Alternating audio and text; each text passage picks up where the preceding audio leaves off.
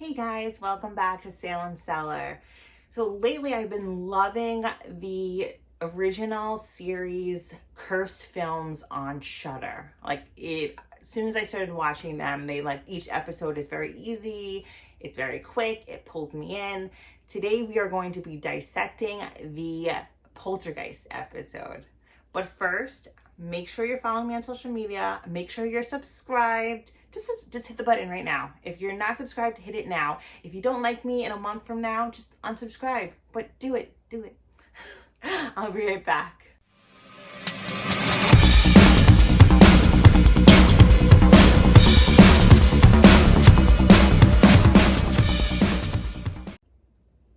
So I really enjoyed this Poltergeist episode.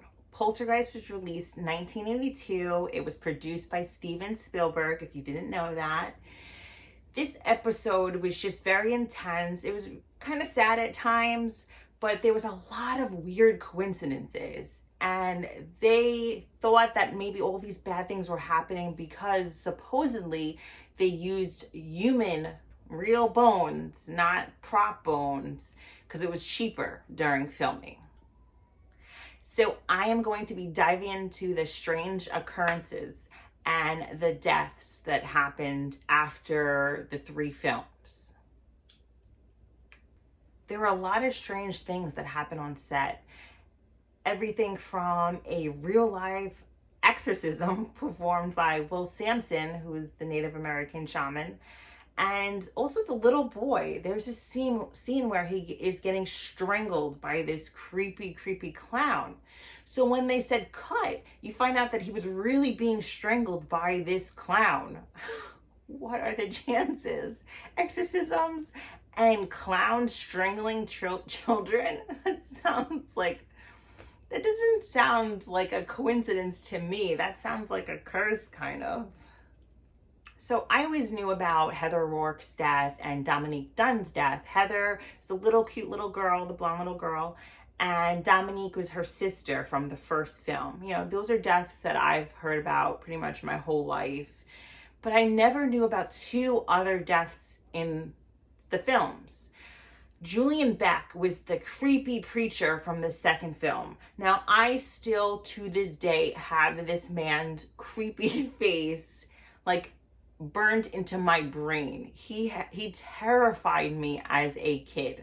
What I didn't know is that he passed away before the third film was filmed, and that's not him. They called it a death mask, where they used his likeness and put it on another man, and that's another man playing his character in the third film. I did not know that. How creepy is that? So Julian passed away from stomach cancer. Did not know that. The next character is Will Sampson. He is the Native American shaman from the films. Now, he had surgery, successful surgery, heart surgery, and a lung transplant, and died after the film. The surgeries were successful, but he still passed away from complications later on. Is that just really bad luck? Is that a curse? You decide, let me know. So Dominique Dunne, who is the sister from the first film, was murdered by her boyfriend. She was strangled by him, then went into a coma, and then taken off life support, which is horrible. So I always knew that she passed, but I didn't know the exact situation. The little girl, Heather O'Rourke, the cutest little girl, she was misdiagnosed from Crohn's disease, and she died from an obstruction in her intestines. So watching this and, having them talk about Heather, you could just tell the pain in their face. This is not something they wanted to really discuss. And they also brought up that she passed away before the filming was complete for the third film. So the final scene where they, defeat this creepy preacher and the father is holding her in his arms, you don't see her face. I never realized that. I've seen this movie hundreds of times, and I never really thought about that, like, you don't see her face again. That wasn't her. That was somebody else that they put in place of her because she had passed away before they finished filming. Now, you hear these gentlemen talking that they didn't want to film. They wanted to be done. They wanted to just scrap the whole project. The studio was like, no, we have all this money in this and we have to finish. We are going to finish. So yeah, so I don't know if I'm ever going to feel the same way about the third part of the franchise. It's really sad to think that that's not her, and just horrible.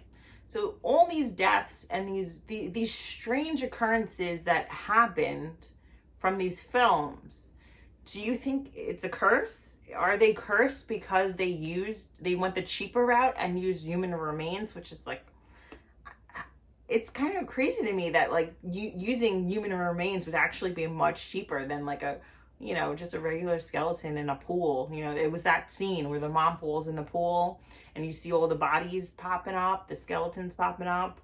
But let me know what you think. Do you think it was a curse? Do you think it was just really bad luck? I don't know how I felt about this. Rosemary's Baby, I was like, okay, it's a curse. They were doing something with the devil and it backfired. But this, I don't know. I don't really know how I feel. I'm kind of like 50-50. A part of me is like, maybe it was just that they were cursed. They shouldn't have done it, or could just this be really bad luck? I'm right in the middle with this one. I didn't really know how to feel. Comment down below. Let me know what you think. And if you haven't seen the episode, check it out. The episodes are really quick. When this ended, I'm like, that was the quickest. It literally felt like 10 minutes watching this episode.